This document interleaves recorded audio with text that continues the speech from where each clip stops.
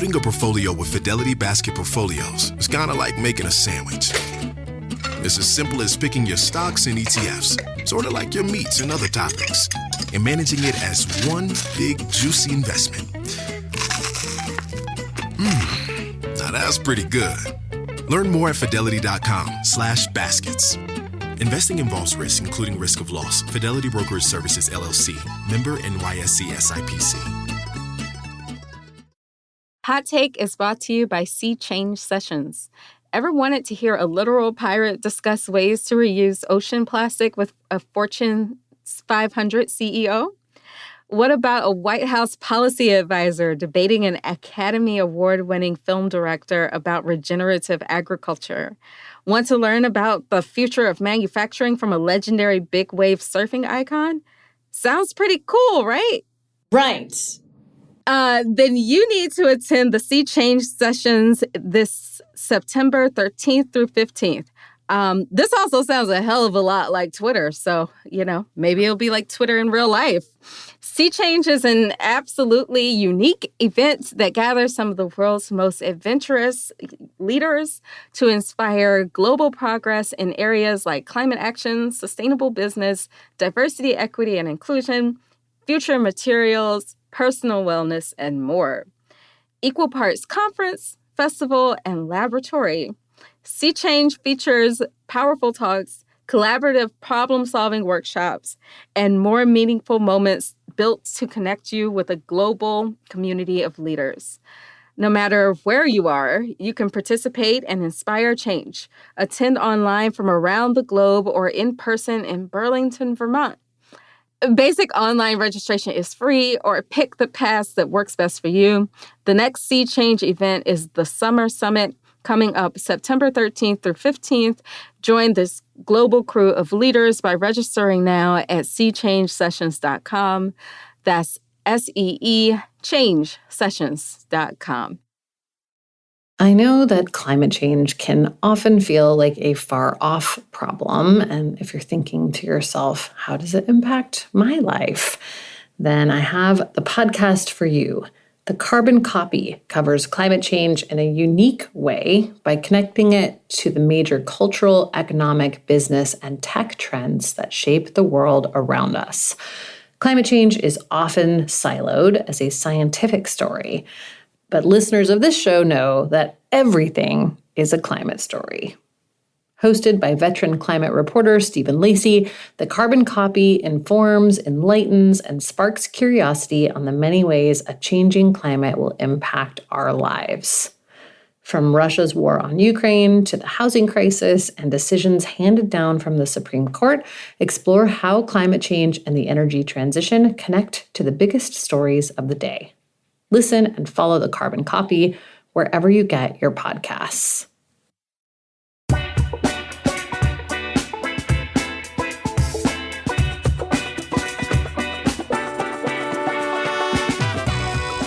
Hey, Hot Cakes. Welcome to Hot Take. I'm Mary Anais Hegler. And I'm Amy Westervelt. And we're working on Labor Day. I'm just kidding. We are working on Labor Day, but it's a labor of love. It's true. It was our choice. Yeah. It was our choice. Today we're bringing folks an update on all of the various bits of climate news, both in the U.S. and outside of it. And we're also going to take a look at what's happening with labor unions and the climate movement, because it is Labor Day after all. And then Mary is going to walk us through the ongoing water crisis in Jackson. So that's all coming up today. No pressure. No pressure. Mary, that's all you. No. Just 20 years plus of water infrastructure policy. Go. I'm just kidding. It's definitely more than 20 years. Yeah. It's definitely more than 20 years, but we'll talk about all of that. But before we get to that, I have a question for you, Amy. Okay. What? How many carbons does it take to make a dioxide? One? None. Yeah, I don't know. I literally don't know the answer to that. And the reason I'm asking you is to promote our upcoming episode, Ask a Scientist, where we will have an actual climate scientist on the show. So if you have questions about climate science, we talk all the time here about how you don't need to understand the science to understand climate change. And you don't, but it's kind of fun. Yeah. So if you have questions about climate science that you've been dying to ask, never wanted to ask in public, we don't have to say your real name. We can give you fake names. Also, please don't be ashamed. But send those questions to hottake@crooked.com. That's right. And our guest for that is Dr. Kate Marvel, who is a freaking genius, like the smartest person I think I've ever talked to, maybe. I mean, we know a lot of smart people, but she's up there. She's hilarious and funny and can talk about not just the science itself, but also things around science communication, science policy, anything in that world. Ask away. Yeah. We're excited for that episode. It'll be fun. Yeah, she is, one of her biggest skill sets is that she is very good at explaining science to people who have been told their entire lives that they are bad at math or science. Yes. So if that applies to you, like it does to me, this is the perfect time to get those questions answered. My favorite Kate Marvel quote is that Earth is the only good planet. It's a short and simple way to answer the question, like, could we survive on Mars? Is like, should we be looking for other planets? Yeah. Also, fun thing about Kate is she loves questions about Elon Musk and space travel. So please send those.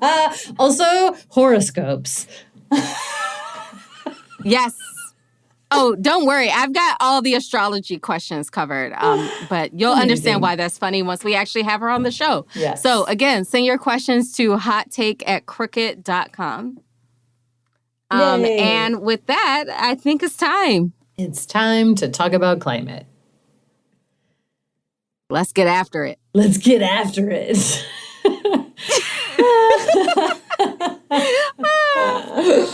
Oh, man. Amy said that to me earlier, and I had to tell her that that's what people in gyms say. I wouldn't know.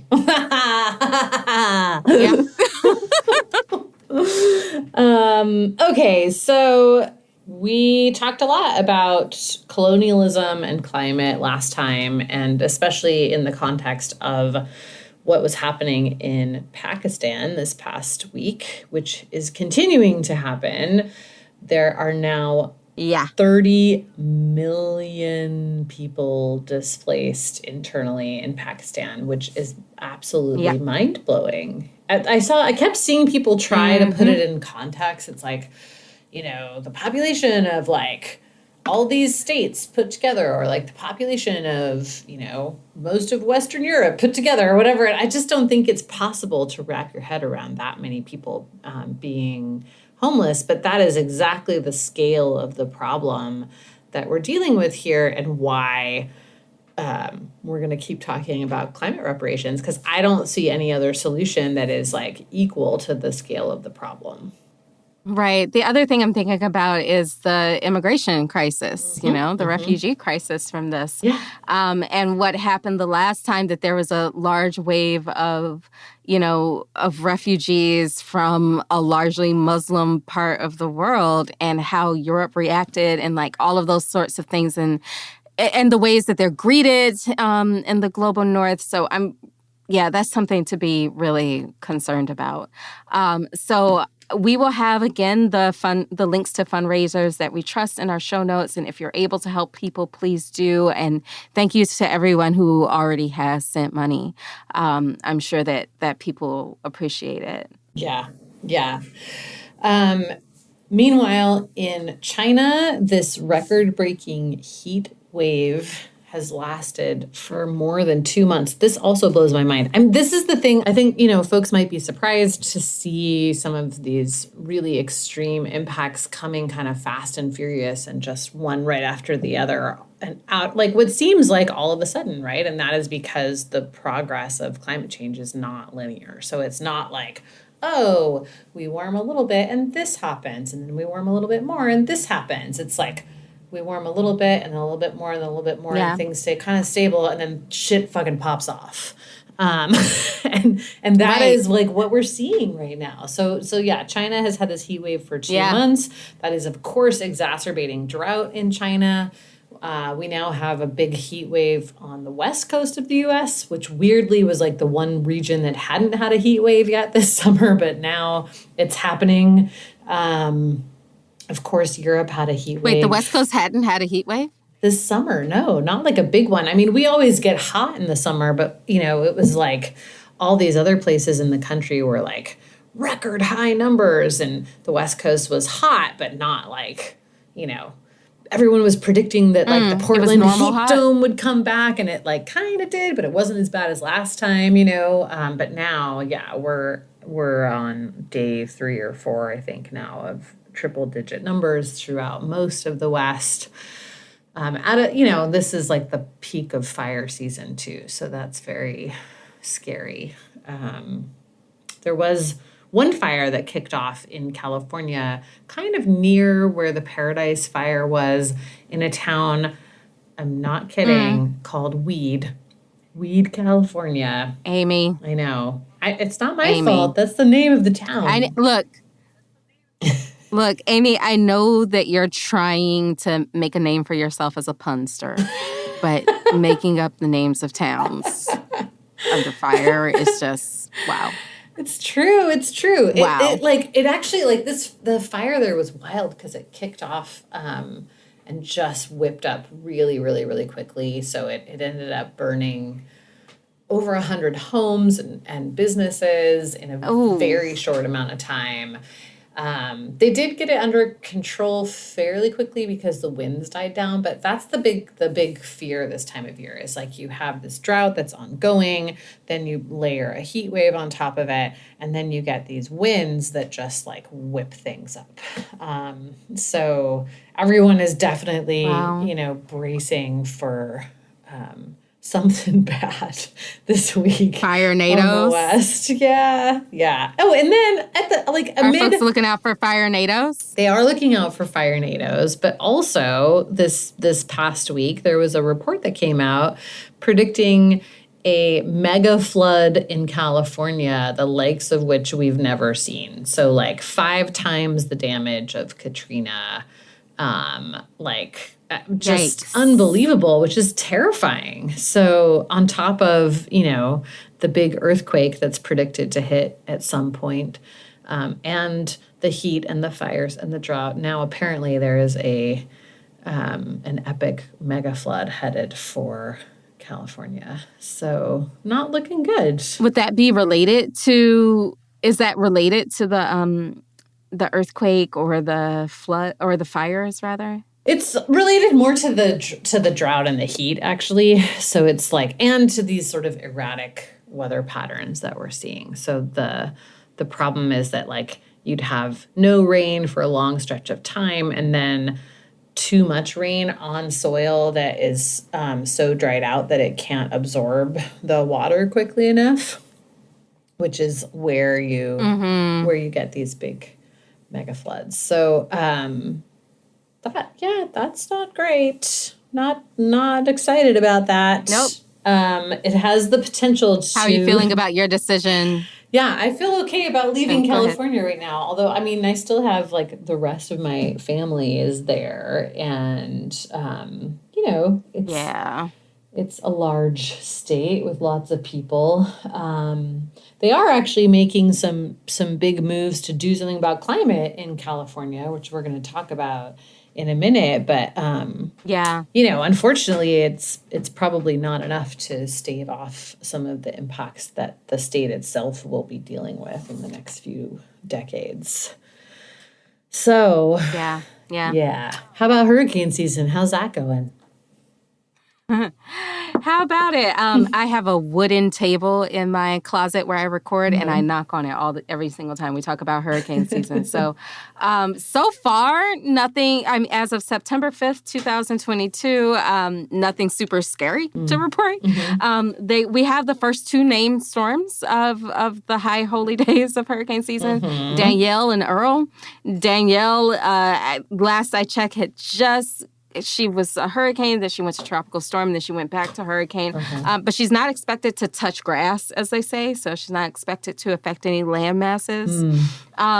Hurricane Earl will probably pass over some land masses, but it's pretty minor. It's supposed to be going over Puerto Rico and the Virgin Islands. So everybody cross your fingers, say a prayer, do whatever you do, because we could really use a break. We could use a more mild hurricane season, especially here on the Gulf Coast. Definitely. But at the same time, there is a major typhoon moving over South Korea and Japan that's the equivalent of a Category 3 hurricane strength. So the Atlantic might be quiet, but the Pacific is not, Yeah. to put it mildly. Yeah. Ugh. Yeah. Wow. Yeah. So let me just knock on this wood real quick. Yeah, do it. This is why we need action quickly, because none of this stuff is going to go away anytime soon. And it's especially not going to go away if nothing is being done to prevent it from getting worse. So anyway, speaking of which, let's talk about what's happening with federal climate policy, shall we? After the break.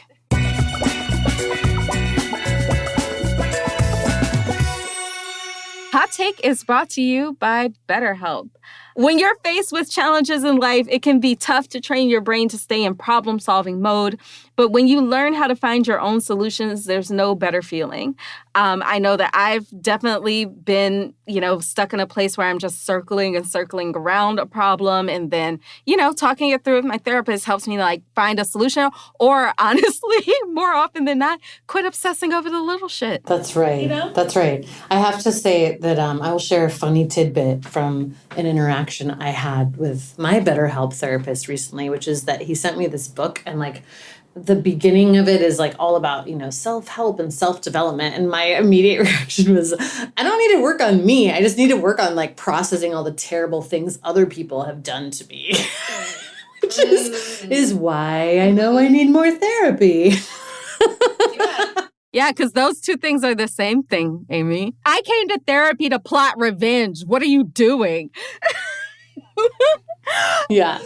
But a therapist can help you become a better problem solver, making it easier to accomplish your goals, no matter how big or small. If you're thinking of giving therapy a try, BetterHelp is a great option. It's convenient, it's accessible, it's affordable, and it's entirely online. So get matched with a therapist after filling out a brief survey, and switch therapists anytime. So you don't like her, you ain't got to talk to her again, or him or them or whatever. When you want to be a better problem solver, therapy can get you there. Visit betterhelp.com/hottake today and get 10% off your first month. That's betterhelp.com/hottake. Hot Take is brought to you by Magic Spoon. Magic Spoon makes cereal that you don't have to feel guilty to snack on. I have kids, and I don't buy them the worst sugary cereals, but I buy them the organic versions of the worst sugary cereals. And they probably have just as much sugar, and they're very tasty, and they're a very tempting snack when I'm working and it's late afternoon. I don't have time for, a healthy snack or to make something. So it's very, very handy for me to have Magic Spoon on hand instead. It's got all of the sweet, crunchy texture, but none of the bad stuff. It's packed with protein. It has 0 grams of sugar, 13 to 14 grams of protein, only 4 to 5 net grams of carbs in each serving. So it's low carb, it's also keto friendly, gluten-free, grain-free, soy-free, and only 140 calories per serving.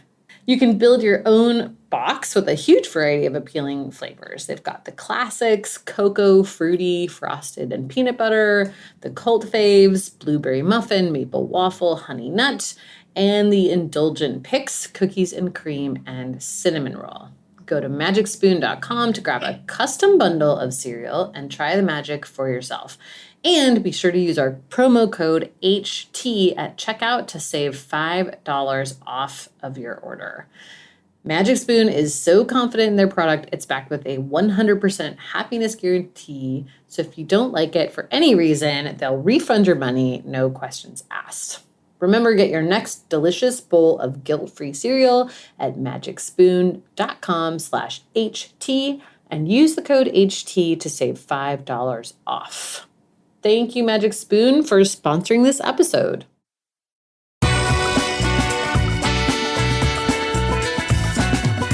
Okay, so Mary, remember when we were talking about the Inflation Reduction Act a few weeks ago, and there was all of this, wasn't it a few weeks ago or was it a year? I don't know. Did we ever stop? Did we ever stop? Who knows? But, you know, the big thing that kept coming up over and over again was this side permitting deal that Manchin had asked for in order to agree to the IRA. And that is the place where a lot of the really bad stuff was coming up that people were quite worried about. So one of those was, you know, kind of an automatic pass for the Mountain Valley Pipeline. Another was streamlining pipeline permitting in general, getting around some environmental regulations, all of that stuff. So now Congress is coming back from their recess later this week, and people are kind of waiting to see what this policy is actually going to be, because the only thing folks had seen before was a leaked draft from Manchin's office, which had like at the top of it somewhere API draft. So it's possible that it was like, are you serious? Yeah. I mean, listen, it's possible that it was like American Permitting Initiative draft, but API also stands. Have you Googled that? For American Petroleum Institute. So that's not great. That's great. They give Manchin a shit ton of money, so I'm feeling like it's pretty likely that it was that one. Yes. So that's another reason that people were really up in arms about it, because it's like, oh, this is literally written by the industry. What are you doing? So yeah, Congress comes back from recess soon. We'll see what is actually being proposed here. And progressives have been saying, like, we are going to be very skeptical of anything that's presented here, because, you know, the IRA has now been signed into law. Like, they don't need to play ball with Manchin on this permitting thing. So, yeah. Quick question. What does this permitting bill have to do, if anything, with the Gulf Shore or the offshore leases in the Gulf Coast? Nothing. Yeah, nothing. This is more about pipeline permits. Although, I mean, okay, the thing that always comes up around leasing is that, like, you can have a lease and it doesn't necessarily mean that you'll get to drill, because you also need to get a permit. And so a big thing that oil and gas companies have been asking for is more of a streamlined permitting process. The kind of flip side of that is that we need to make it easier for solar and wind operations to get permitted as well, to improve distribution and allow those projects to scale and actually get to people's houses and businesses and stuff like that too. So there's been a little bit of a like, okay, we'll make it easier for solar and wind, but you also have to make it easier for oil and gas. But mostly around pipeline permitting is the big focus. So, yeah. So if you wanted to prevent oil and gas leasing on the Gulf Coast under the IRA, like, how would you go about that? Like, where is that battle being fought? Honestly, I'm not sure. I don't know. Like, there's the way that the law is set up right now. It stipulates that you're only allowed to have offshore wind leasing if you have kind of commensurate offshore oil and gas leasing. So one thing would be you don't hold the wind leases. Another could be that you push Biden to, like, come out with an executive order that bans offshore drilling again, which he had in place a while ago, like at the beginning of his presidency, and then reversed himself on amid all of the Russia-Ukraine stuff. So it's possible that he could put a moratorium on offshore leasing. that's one thing that could be done. I'm not sure and then you could fight each lease one at a time in court too. So that would at least probably slow them down. In most cases, if you're tied up in court around the permitting question, then you're not really able to like start drilling in the meantime. So yeah, those are some ways, but yeah, I'm not sure. I mean, I really wish that particular stipulation had not been included in the final IRA, because I think it's quite bad, you know? We will see, Yeah, though. it doesn't seem good. Honestly, the thing that's weird, though, is that, like, if you look at what oil and gas companies are actually doing, so they talk a lot about how they want to drill more and they want to increase production and all this stuff, but they're not actually doing it. They're still sitting on a bunch of leases and not drilling, because at the prices that oil is at currently, they've been able to make back a bunch of money that they lost during the pandemic. They're starting to pay their shareholders dividends the way that they used to and haven't been able to for a long time. And honestly, I don't know that they're like, I don't know that they're going to be like racing to drill a bunch of new leases offshore. Maybe, you know, I could definitely be wrong, but like just from reading, you know, the most recent round of shareholder calls and stuff, they're not increasing production. So, you know. Meaning the prices are low and thus enabling this, or the prices are high the and thus price enabling per barrel is very high. And so usually what you would see when the price per barrel is high is that they would be drilling more and also buying up a bunch of assets from other companies to then drill more. And they're not doing either of those things. And they haven't been for like a year. So that's very unusual. And Yeah. you know, we'll see what happens. They are, however, tapping all these resources in other places that are much lower cost to drill. Like, you know, we talked about Guyana last time, Namibia, Mozambique, the Cote d'Ivoire, a lot of places in Africa where, you know, the environmental regulation is maybe not as stringent, and labor is cheaper, and so they can make more money off of that oil because their costs are lower. So that's the main place that they're drilling now. Yeah, I guess where this gets confusing for me is there was that big Guardian story a few months ago about all these carbon bombs that the fossil fuel industry wanted to explode, right? Yeah. Like those really big projects that would release a shit ton of carbon that they're going about secretly. So that doesn't sound like an industry that's backing down from drilling to me. No, it doesn't. But those carbon bombs are mostly not in the U.S. Because it's expensive to drill in the U.S. You can't produce a barrel of oil in the U.S. for less than like $50 a barrel, about. And so now prices are $100 a barrel, so they can make pretty good money. But in the past decade or so, the average has been around 60. So if you're spending 50, that's not a great return for an oil company. They'd much rather go somewhere where it costs like $20 a barrel to produce and increase production there when prices are high to make a serious amount of money versus doing it in the U.S. and then having to like back off as soon as the prices drop. So yeah, we haven't seen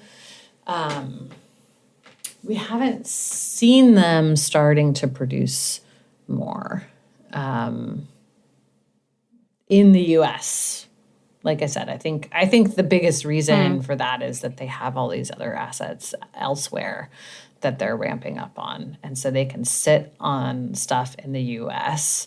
They can blame Biden for them not producing, even though it's their choice. That works well for them politically. They can use that to get a bunch of weakened regulation that will help them in the long term, and then they can drill overseas and make a shitload of money. So that seems to be what they're doing right now, and we'll see if they take advantage of these things that they've been lobbying for. Yeah, it's very. It's not good. I mean, emissions are up. Oil production globally is up.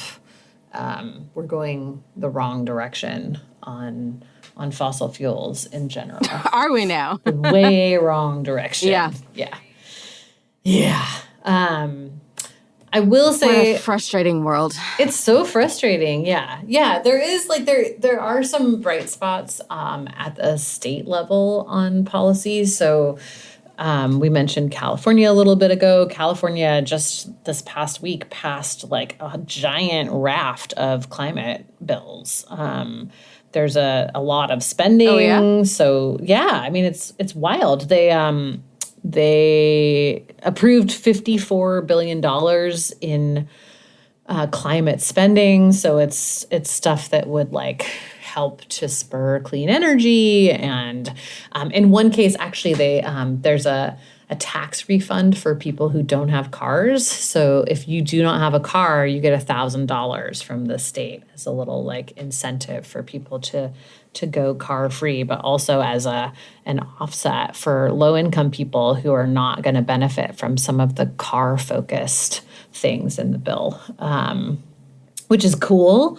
They also adopted a legally binding requirement to reduce greenhouse gases 40% by 2030 and 85% by 2040 and net zero by 2045.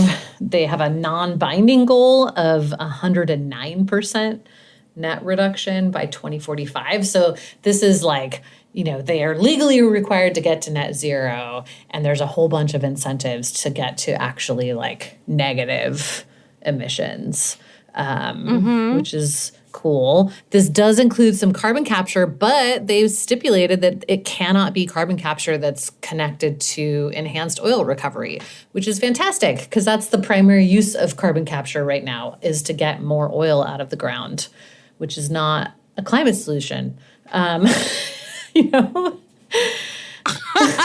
Feels like a climate problem. It's a problem. If I'm being real. It's a problem. Yeah. So yeah, that's all really good. They also included like housing bills in this climate package. So incentives for denser housing. They lifted the requirement. There's been a requirement forever in California that if you develop a new residential or commercial building, you have to include parking. They got rid of that, which is great. And they also passed setback laws. This is something that environmental justice folks have been trying to get passed in California for decades. And it passed. So oil and gas wells have to be at least 3,200 feet away from homes, schools, and hospitals.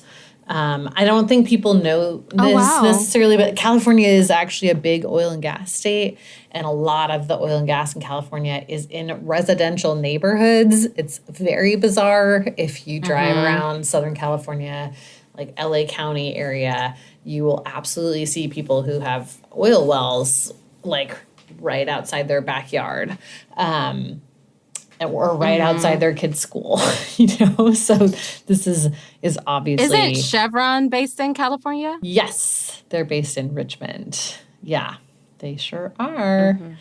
Yeah, so of course the industry fought against, especially the setback rules, really, really hard. But they lost, which is a little tiny bit of good news on the climate front. They also passed a law banning gas cars by the year 2035, which is a pretty big deal. We'll see, if that gets hauled into court right away. I'm guessing that it will, but I do think it sends a big message about, where the state's headed. A lot of people were speculating that this is all being pushed by Governor Newsom because he's toying with a presidential run. So I don't know. We'll see. That guy has a lot of skeletons in his closet, but apparently, but that's like no longer, a problem for presidential runs anymore. So sometimes it can be a boon, as we have seen. So I don't know. Yeah. Just thinking about the next presidential election, sent me into hives. I know. So. Of course, as with every piece of policy, it's not perfect. And I know that California is very, very good at making a lot of really big promises and throwing budget behind things and then not actually following through on them. So we'll see what happens on the ground. But it's a pretty big chunk of money and some actual regulation alongside the spending too, unlike what we're seeing at the federal level, which is good. Learning through play starts with Lego Duplo. With Lego Duplo, toddlers can develop real-life skills while having fun with colorful bricks made just for them. Large, easy to grip, and safe to explore. When children express themselves with Lego Duplo, they build patience, problem-solving, and empathy. See your child learn perseverance and self-expression with everything they imagine and create. Visit lego.com/preschool to learn more. You know that feeling when someone shows up for you just when you need it most? That's what Uber is all about. Not just a ride or dinner at your door. It's how Uber helps you show up for the moments that matter. Because showing up can turn a tough day around or make a good one even better. Whatever it is, big or small, Uber is on the way, so you can be on yours. Uber, on our way. Mm-hmm. Yeah. Well, look at you coming through with good news. Yeah. I'm so proud of you. There you go. Yeah. Anyway, all right. Again, don't forget to send us your questions for scientist Dr. Kate Marvel. We're going to have an Ask the Scientist episode coming up soon, and we're going to be talking about labor unions and climate after this quick break.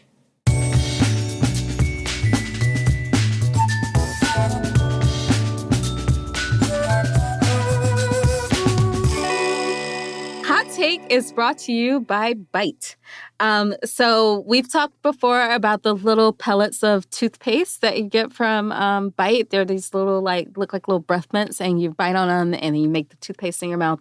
But also, before we get into this ad, I want to talk a little bit about some of their other products, because they have a lot of stuff. They have mad shit. They got floss. They have little mouthwash things that you could also make the mouthwash in your mouth. And they have deodorant, which I will tell you actually works. In a New Orleans summer. So that's some good shit. Wow. Wow. That's amazing. I like all the Bite stuff. I have to say, I'm a fan. And I like their packaging too. It's very cute, very sustainable. Yes. And so good. And they make their own toothbrush too. The toothbrush is really cute. Adorable. It's made out of bamboo. Oh, I know. So good. But back to the toothpaste. Did you know that you swallow 5 to 7% of your toothpaste every single time you brush your teeth, Amy? That is gross. That's an entire blob of toothpaste every 7 days. Gross. Most commercial toothpastes, I know, you should be ashamed of yourself. Most commercial toothpastes are filled with harsh chemicals, artificial flavors, and preservatives. Not stuff you'd want to be putting in your mouth, let alone eating. Mm-hmm. That's why Bite makes dry toothpaste tablets made with clean ingredients that are sulfate-free, palm oil-free, and glycerin-free, and I might add, delicious. They are delicious. They're like little mints. Was I that love weird? them. Yeah. No, it's not weird. They're great. I actually love those Nice. things. I think they're very tasty, and I'm an unapologetic fan. Outside of the ad, which we appreciate, Bite, but I also genuinely like your product. Yeah. She doesn't add that in for no reason. That's right. Bite toothbrush bits are so convenient, you can just pop a bit in your mouth, chew it up, and start brushing it. It will turn to paste just like you're used to, but with no plastic tube or messy paste. Nice. They also come in refillable glass jars, and they send refills in compostable packages. So they're better for our bodies and our earth. No more plastic toothpaste tubes. Bite makes plastic-free alternatives for everything in your bathroom sink, from toothpaste, mouthwash, toothbrushes, and deodorant. Told you. So you can cut out the harsh chemicals and plastic waste without compromise. Bite's sleek glass bottles and jars look amazing on your vanity and elevate your shelfie game. No hiding gooey plastic tubes here. Bite is offering our listeners 20% off your first order. Go to trybite.com/hottake or use the code HOTTAKE to check out and claim this deal. That's TRYBITE.com/hottake. Hot Take is brought to you by Real Paper. All right, now it's time for my favorite product, toilet paper.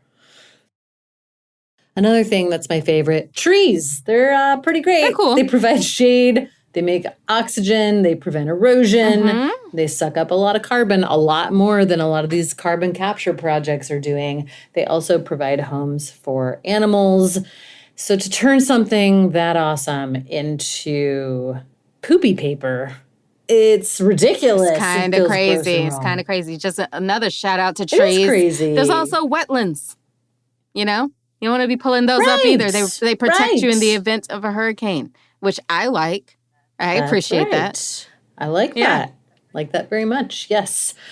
These are all reasons why I love Real Paper. Real makes a sustainable toilet paper that uses 100% bamboo.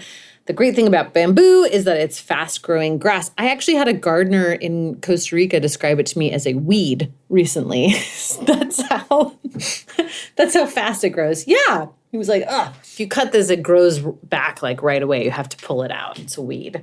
So that's how quickly bamboo, regenerates itself. And you can sort of harvest the bamboo without actually killing the plant. So it's very, very renewable. On top of the ecological benefit of using bamboo, Real Paper's packaging is also plastic-free and compostable. Real Paper is available in easy, hassle-free subscriptions or for one-time purchases on their website. All orders are conveniently delivered to your door with free shipping in 100% recyclable, plastic-free packaging. If you head to realpaper.com/hot and sign up for a subscription using our code HOT at checkout, you'll automatically get 30% off your first order and free shipping. That's REELPAPER.com/hot. or enter the promo code HOT to get 30% off your first order plus free shipping. So let's stop flushing our forests and try Real's tree-free paper. Real is paper for the planet.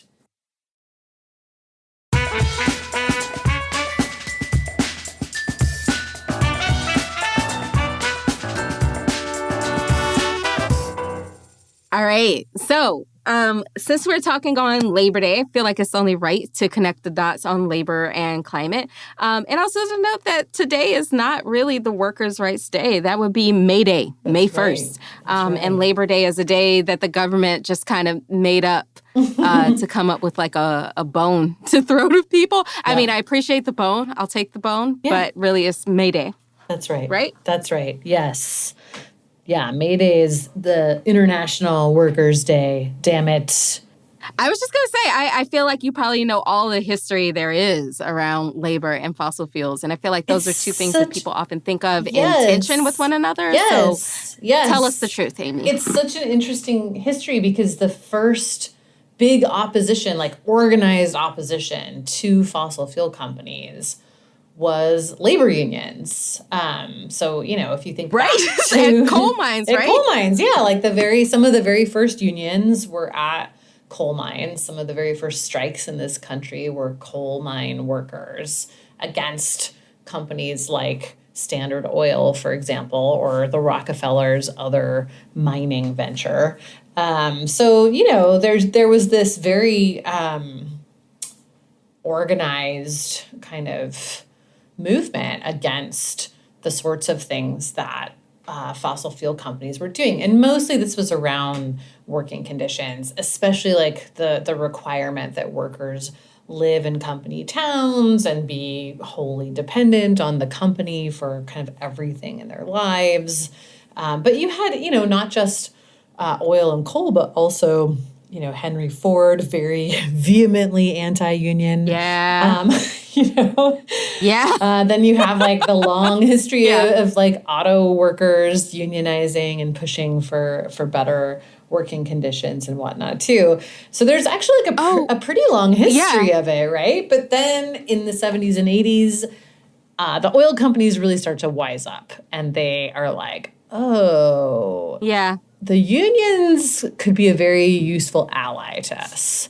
All we have to do is promise jobs and high wages, and they will keep the left from passing environmental policy. And so they really successfully framed environmental policy as being anti-labor. So that really happened like in the wake of, Silent Spring and the first Earth Day and all of these things. A lot of industries kind of came together and successfully forged partnerships with unions to kind of frame the issue of any kind of environmental policy as being like anti-worker, which is so interesting because it's like who's living in most of like the workers are often living in the community closest to the mine or the refinery or whatever. So even from a like, near-term pollution standpoint, like they're bearing the brunt, Yeah. Right. Yeah. Right. And this is an industry that, like, if we're talking about before the 70s, is using convict leasing That's right. stuff. And I think still uses prison labor today. So, please spare me that. Oh, yeah. But when you were listing out the labor unions in the, early 1900s, that also made me think of the very famous labor novel, The Jungle, which was about meatpacking plants in Chicago. And meatpacking is another contribution to climate change. Yeah, so, that's right. Yeah. Upton Sinclair was like that was like one of the first books that really highlighted working conditions. I mean, like this is, it's an interesting thing because in this country, in the very first kind of wave of industrialization, it was sort of like, oh, these amazing captains of industry building this country and whatever, and then very quickly people started to be like, like it's average people who are doing the work of building this country, and that work fucking sucks. So So you start to see that, and then you start to see very quickly, the emergence of the PR industry and lobbying as a reaction to regulations being put on businesses. So I don't know, you kind of see this all happening throughout the 1900s, and then in the 70s as global warming starts to become an issue, and as more and more environmental policy is getting passed, the fossil fuel industry did a really phenomenal job of making friends with unions. And like unions were like a really big part of climate obstruction for a really long time. At the state level in particular, so they would show up and they would lean on politicians to block climate policy because it was painted as something that was going to cost jobs. It was gonna result in the canceling of construction projects, and it would cost jobs, and it would put people out of work. And the industry was very profitable for a very long time, and I think did a smart thing, which is pay high wages. Even in the coal mines, right? There was a period of time where coal miners made really, really good money. And the jobs that were on offer, for those same people outside of that industry paid half as much. So, One of the things I learned this weekend, I went to an event at the Whitney Plantation about climate and race. And one of the things I learned was that a lot of the land that the fossil fuel industry bought up, especially in Cancer Alley. They brought it up in the 60s and 70s when those plots of land were active plantations. Yeah. And so it wasn't like they had to remove a whole lot of people. Well, they did remove a lot of people, but they didn't have to like buy a whole lot of people out. They could just buy the plantation, give the money all to the plantation owner. And the folks who are working there and living there are like sharecroppers. They don't own anything. It doesn't take anything to move them. But also like they're replacing this, sharecropping system with fossil fuel jobs that, well, sharecropping jobs, you could kind of argue they didn't really pay, that they weren't really jobs. It's more like indentured labor. And then they're replacing it with a job that actually pays you a wage. And like, of course, people are going to be all over that in the beginning. And welcome that sort of opportunity in the beginning. That's right. Yeah, that's exactly right. Yeah. So then, you can understand why you would often see unions showing up, next to oil and gas guys on various policy debates and whatnot. So just like it's useful context to have as we look at what's happening today, which is that, organized labor is having a major comeback. There has been an absolute explosion in the unionizing of workplaces across multiple industries. So the National Labor Relations Board, which governs most private sector employees, they reported that union election filings, so this is like the workers filing to have an election where they vote about whether to unionize, those filings increased by 58% in the first 3 quarters of 2022, which is crazy to me. That's a huge spike. And, we've seen it. Like, we've seen the Amazon workers unionizing and Starbucks and nurses and airline workers and all of that. So it's kind of led some people I feel like the pandemic has had something to do with that and all of this, fuck this job, this isn't worth my sanity sort of thing. And like the whole essential workers thing has had a lot to do with it too. And remember when oil and gas workers were essential workers and therefore fossil fuels had to keep flowing? Yeah. Yes. And actually, oil and gas companies treated their workers terribly during COVID. They got essential worker status for them so that they could keep working, but then they were often working in very dangerous conditions, like, in housing situations where they were in very close quarters or offshore where they're in very close quarters. They had the highest COVID rate of any industry, which they tried to keep quiet for a long time. They actually tried to hide those numbers for a while. Yeah. And then when the COVID relief packages were being negotiated in the federal government, those fuckers lobbied to get a liability loophole in there that would block their employees from suing them with workman's comp charges. Because they had absolutely put them at risk in a really major way. So, we talked about this with Sarah Sneath on our episode about fossil fuel jobs and what they really looked like today. Because on top of the fact that, they are not necessarily paying, they still pay okay wages, but they're not so much more than other jobs anymore. And then there's this real lack of stability. The conditions aren't great.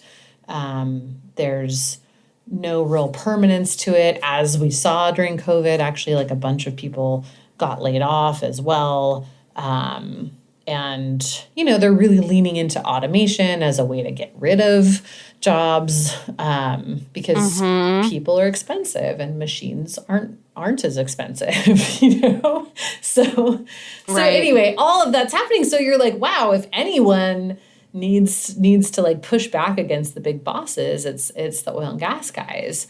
And you're starting to see a little bit of that trickling up. I think a lot of unions are still worried about whether clean energy is established enough to provide those good paying jobs and, benefits and all of that stuff. I don't know. There's still that tension between,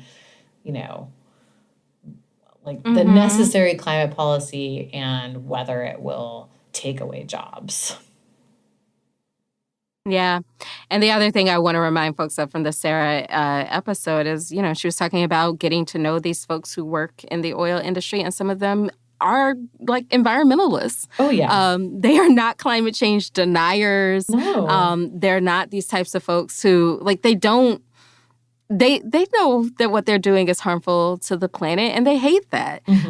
They love animals. They love nature. So, like, it would make sense to me that we would see a lot more of them organizing against their employers very, very soon. Yeah. And it also kind of reminds me of a couple of years ago, I think it was 2020, when a bunch of folks quit from Shell because they realized that the company was not ever going to put its money where its mouth was. And it was just greenwashing. Yes. You're seeing it actually in the PR and advertising space too, where employees in those realms are like, I'm not going to do this anymore, So it's super interesting. And then also, I think it's worth pointing out that the Inflation Reduction Act had a bunch of safeguards for labor in it. They had a lot of stuff in there around paying a good wage to clean energy workers, and developers of those projects get various financial incentives to pay good wages, and also to provide training and benefits, and basically like a lot of incentives to make sure that those jobs are as good or better than oil and gas jobs.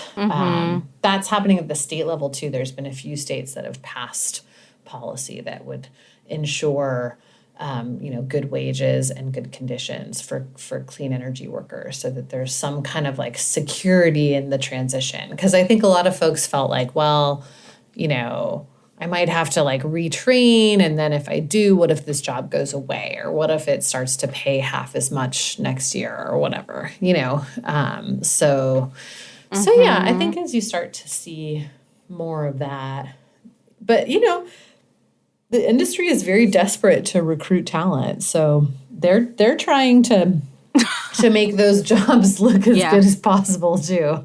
They have like a major worker shortage in the fossil fuel industry.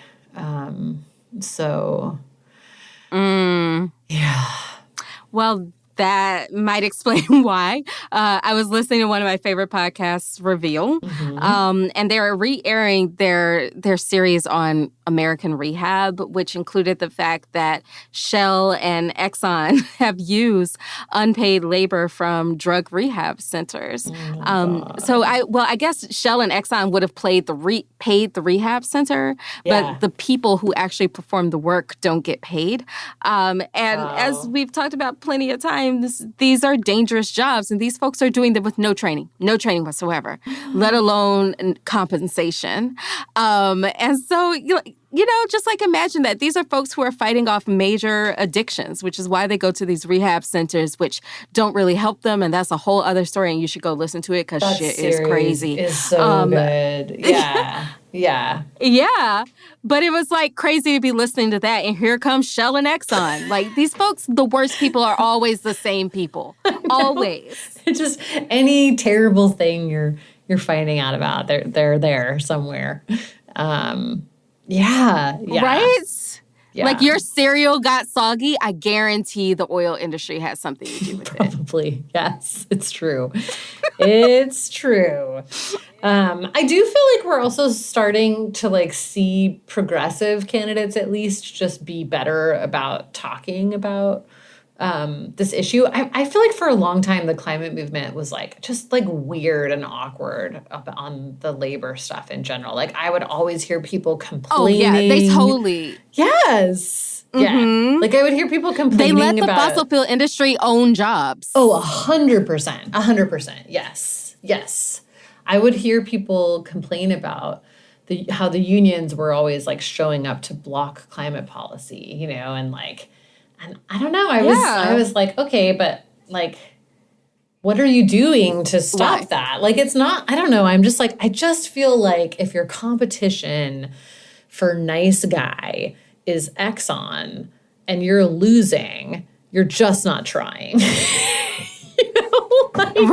Like, well, honestly, I think the climate movement has just been really, really bad at taking like just always accepting the fossil fuel industry's narrative Yeah. and reacting to that as opposed to being like calling bullshit and reframing it. That's right. Yeah. And like calling them out as liars. Like it has been only like a couple of years that the biggest voices in the climate movement have been calling out the fossil fuel industry and fossil fuel companies directly. Mm-hmm. That's true. That's true. It's weird. Yeah. It's weird that had to shift. Mm-hmm. Yeah. I mean, I also think that, like, you know, swinging the other way, and as you have put it before, like making climate into like some big giant jobs fair is not helpful either. You know, it's like, yeah, you know, it's a jobs generator, don't worry, is like not the greatest messaging, but I do feel like, you know, I mean, this is honestly, I feel like once again, it's like the Green New Deal actually provided good messaging for the climate movement around jobs and labor unions. It was like, we have to insert a just transition for workers. And like, what does that look like? Training, wages, you know, all of this stuff. And at the time, a lot of people in the climate movement were like, it's too much, you know? But like, yeah, that's exactly what's needed. So yeah, we'll see. We'll see where oil workers end up as the labor movement kind of continues to pick up speed. But yeah. Yeah. Yeah. We're getting there. We're getting there slowly but surely. All right. So last week we talked a bit about the water crisis in Jackson, Mississippi, which is still very much a crisis. So just to recap, the city of Jackson, Mississippi, with a population of 180,000 people, 82% of which is Black, lost running water after the Pearl River flooded last Sunday into last Monday. As of today, most of the city has water pressure again, but it's still under a boil water notice. It's going to take at least $1 billion to get Jackson's water infrastructure in shape again. And if you want to help, please donate to the Mississippi Rapid Response Coalition. The link is in the show notes.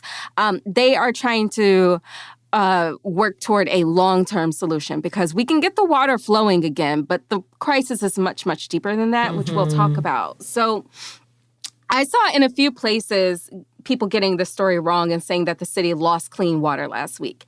And that's not exactly what happened. They lost running water. They had not had potable water, meaning water that didn't have a boil water notice since last July. As far as clean drinking water, bitch, please, that's been a long ass time. Yeah. But I want to talk a little bit about what happens when you don't have running water, because then the consequences are a lot more deadly. Like, we're talking here about no water coming out of the tap at all that you could even put into a water filter to make it drinking water. That's no water to shower with, no water to wash dishes with, no water to wash your hands with. Mind you, we're in a pandemic. We're talking about no water to flush a toilet with. Do you know what sorts of diseases can run rampant in that sort of scenario? And shit gets real gross real fast. Yeah. And while this is happening, it's blazing hot outside because climate change didn't take a break. So to illustrate more of what this looks like on the ground, I want to take a look at dialysis. And this is a process for people who have kidney failure or kidney disease. It's kind of like a process that acts as an artificial kidney to flush out your body.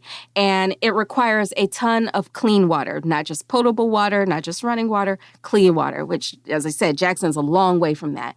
So most of the dialysis clinics in Jackson had to have trucks hooked up to make sure that they could take care of their patients. But as you can imagine, that's, you know, kind of a nerve-wracking short-term solution, right? Yeah. Oh, my God. Yeah. So, like, there are patients who do their own dialysis treatment at home, but they can't do that if they don't have clean water. Right. And the rate of kidney disease in Jackson is 26% higher than the national average. And if we go beyond Jackson, there are 9,000 Mississippians living with end-stage kidney failure. And the state has the highest death rate from end-stage kidney disease in the country. And can you guess why? Jesus. That's awful. Take a wild guess why Mississippi has such high rates of kidney disease. Well, because they don't have access to clean water. I mean, all over the fucking state. That's ridiculous. On a regular fucking basis. Yeah. The water crisis in Mississippi is widespread. It's all over the state. I am from a town that has been under a boil water notice since I was a small child. It's not unusual to turn on the tap in the morning and the water has a smell. The water has a color. Sometimes that shit be having a texture. Like it's just straight up mud coming out of the tap. I don't think I have ever had clean drinking water in Mississippi what's crazy ever. about like that? I remember moving. Is when you go to different countries as an American, people especially in Latin America, people are like, "Don't drink the water. Don't drink the water there. It's not clean." Yep. You know, but we have entire states in this country that don't have clean water. That's just like unconscionable. Come on. Mm-hmm. I mean, it's unconscionable that it's acceptable anywhere, right? Exactly. Like, so when you do talk to people about the water crisis in Mississippi or in Texas or in Louisiana or in Alabama, people will immediately be like, in this country, as though that's acceptable anywhere. Right. You know what I mean? Like, Right. you know that there's shitty water somewhere, but not here. That's not acceptable here. Like, that drives me crazy, too. Yes. But as much as my heart is with Jackson right now, I'm troubled by this narrative that tends to build up on the left about problems like this being an urban problem, when the exact same thing happens in rural communities all the time. Oh, yeah. But those communities are too small to generate this type of attention and sympathy. And it kind of feels like that same ignorance in which urban becomes a euphemism for Black, and it erases the existence of rural Black folks. But also, this kind of disinvestment that leads to like shitty water infrastructure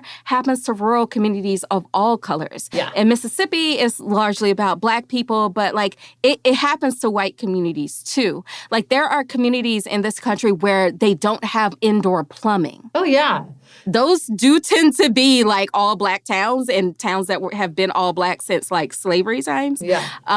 But you know, like this water infrastructure problem in the U.S., like people associate it with places like Flint, and now they'll associate it with Jackson. But it really is a country problem. It's a rural problem. And I worry about the compassion fatigue in this country that's like, if it's a city, we can care. But if it's out in the country, well, that's what you get for living out in the country. Yes. I saw someone posting on Twitter recently, like, well, people who live in those places, meaning rural places, should just move. It's like, wow, okay.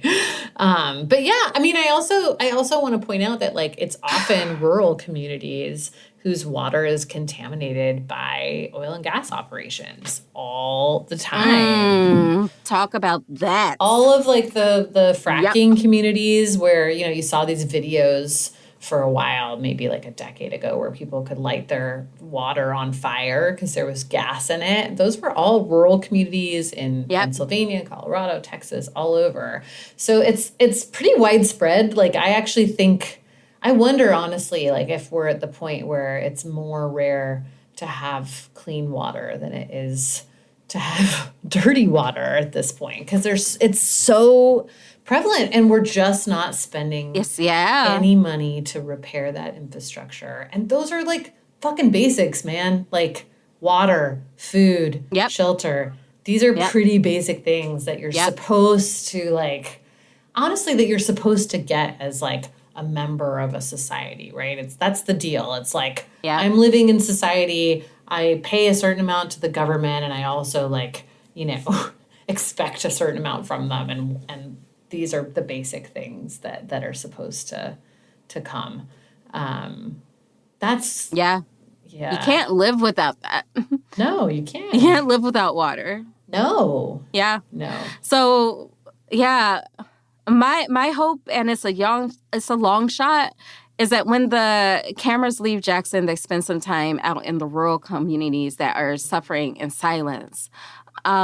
But another problem I've had with the coverage has been about the media's inability to hold space for both climate change and environmental racism at the same time. Yes. I hate how like they act like those are mutually exclusive. Like they're very much right on top of each other.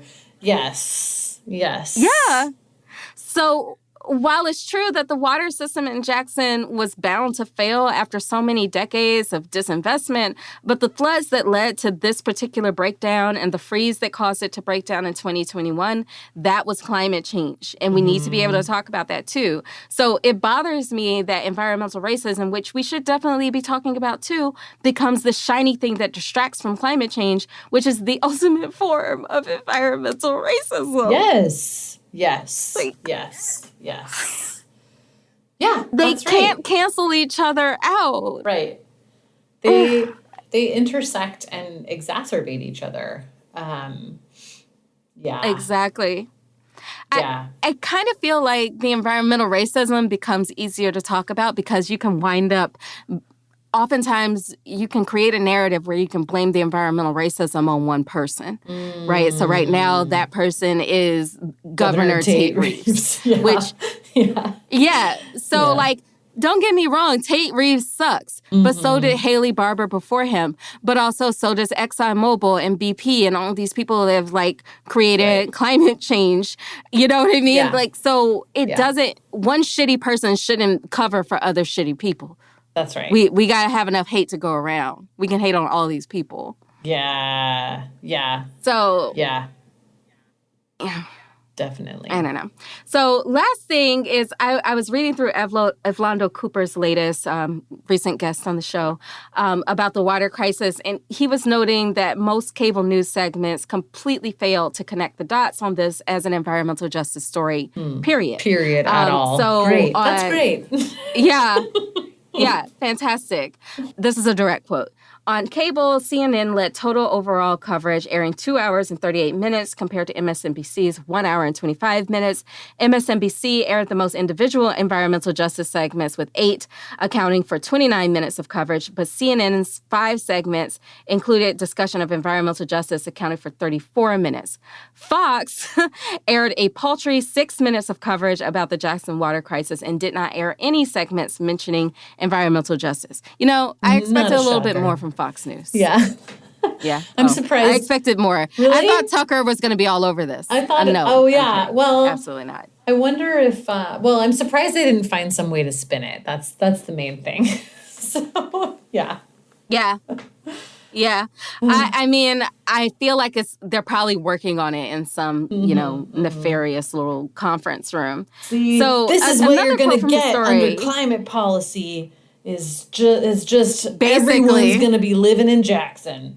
I expect to see that. I don't know how they're going to spin that story, but they will. Yeah. So another quote from his story was that a strong environmental justice story must do much more than provide brief demographic mentions. The best segments provide important context about how and why the residents of Jackson are dealing with a failed water system. And that got me to thinking about something that we talked about in our episode with David Wallace Wells. Mm-hmm. So remember how people were debating whether or not we should highlight that climate change hurts Black and brown people worse because then it might make people check out the way that they did when they found out that COVID affects Black and brown people the most. Mm-hmm. So I was like... And the answer is, I don't know. No, what do you think it's is evidence that you need to fucking tackle white supremacy. I really hate this framing in general that like, people feel uncomfortable when you talk about race, so let's just not talk about it. Or people feel uncomfortable when you talk about environmental justice, so let's just sidestep that. Like, no, that's the entire reason that you do need to talk about it. I feel like the same thing came up in the conversations around the Inflation Reduction Act, where it was like, basically like, hey, environmental justice people, just pipe down and get on board. Like you're giving the fossil fuel industry fuel to come after the climate movement with or whatever. And it's like, no, it's, the climate movement needs to fix its white supremacy problem so that it's no longer a weakness that can be exploited. I just Yeah. Also, you yeah. you literally can't give the fossil fuel industry fuel. It's in the name. That's right. That's right. They will always find the fuel. Also, like we've been avoiding talking about systemic racism and white supremacy in this country for how long, and like how well has that gone? Not very. I think that people are like so freaked out by the like anti-CRT backlash that like you're seeing it bubble up in all of these other ways. But I think that's such a fucking weak response. Like, ooh, these people are coming after it, so we should just cave and like, talk about something else instead of, oh, that means that like maybe we're actually finally gonna tackle this problem, which needs to happen. Like it just Yeah. yeah. And it also proves, a lot of the times climate folks will be like, we'll do climate action at the city and state level, which we definitely should do, but that's not an ending solution for this, right? Like, that's like trying to end segregation at the state level. You needed federal policy to get involved to bring segregation down because you can, like, plenty of money has gone to Mississippi to fix the water infrastructure or just to fix infrastructure in general. Mm-hmm. But if you have the Republican power structure that will literally turn that money around, right? Like there was all this money given to extend unemployment benefits, and Mississippi's governor famously was like, you know what, we're good. Like literally damning his state to poverty. Yeah. Just to make it, like just to win political points with Tucker Carlson. Right. Which I guess what I'm saying is, like, we need both state and federal action. And it is never a good place to be where we're saying, like, it's no problem not to have federal action because we'll just do it at the state level because what you wind up creating is eco-apartheid. That's right. In fact, you're seeing this actually, the stuff we talked about with California contrasted with what we're seeing in Mississippi is a perfect example. In the wake of the IRA, people were like, but it's okay, the states can make up the difference, right? Well, California is trying to do that, but then you have Mississippi is struggling to get clean water. That's not something that should be happening in a country that claims to, care about equality and democracy and all of those things. You can't, I don't know. Yeah, you're right. Or it even does to care about climate, right? Yes. Yeah. It does create. Because, like, if California enacts. Yeah, but also, like, we all share the same atmosphere. So if Texas is fucking it up, California can't alone patch it up. That's right. Like, that doesn't make sense. I remember I did this story. That's like what they call hustling backwards. Totally. It reminds me of, I did this story years ago, like a really long time ago. It was just a teeny tiny story about the city of Austin was trying to implement really strict air pollution regulations, and they were having all of these issues because like they only control their own airspace, right? And there was shit like blowing into their airspace from other places, and they were trying to figure out like if they could find people that were outside of their city limits for the impact that they were having on air quality. And I was like, this is why you can't do it like this. Like we, I mean, like right now, again, on the air pollution front, like, there's always those like gee whiz stories when the wind picks up and there's like a fire in California and New York is getting the smoke from it, like that's what happens with air and wind, guys. There's no borders. And, and climate's the same. That's how it works. There's barely borders with water. Yeah, exactly. Yeah. Yeah. I mean, it also reminds me of, the state of Louisiana is trying to deny New Orleans funds to prevent flooding because the state has refused to enforce the city has refused to enforce the abortion ban in the state. Oh, so as punishment, they're like, God, that's so fucked up. Yeah. When you consider that like the basis of being anti-abortion is supposedly being pro-life, but then you're going to deny people help in a fucking disaster. Right. or to prevent a disaster to the economic engine of not just the state, but kind of the region too. Yeah. You know, like if New Orleans drowns, you go bankrupt. So like it's really you that spiteful. Yes. You that spiteful. You Andre. Wow. Yeah. Wow. And then people on the left will say that like these things don't have nothing to do with each other, right? Like you were just saying about labor and climate. Yeah. Yeah. You know, we can't connect the dots because then we'll just have a single colored page. I don't know. Yeah. I don't know what I mean, the I logic understand that, like, you know, connecting the dots means that, like, we actually have to solve all of the problems, or more, you know, we actually have to solve the root of all of the problems, which is, you know, white supremacy, capitalism, patriarchy. Like, we actually have to deal with these long-standing, entrenched systemic issues underpinning all of this stuff. That's what connecting the dots shows you, right? So I understand why that freaks people out, because it's a lot, you know? But that doesn't change that that's like what's needed, you know? I'm sorry, it's a lot of work. Get on board. There's not shortcuts. No. If we learn anything from Reconstruction, it should be that there are no shortcuts. That's right. That's right. So, yeah. I don't know. I feel like that's a great place to leave it. It is. Nice and angry. No shortcuts, bitches. Yeah. Yeah. Awesome. That's it for this week, and we'll see you next time. Hot Take is a Crooked Media production. It's produced by Ray Pang and mixed and edited by Jules Bradley.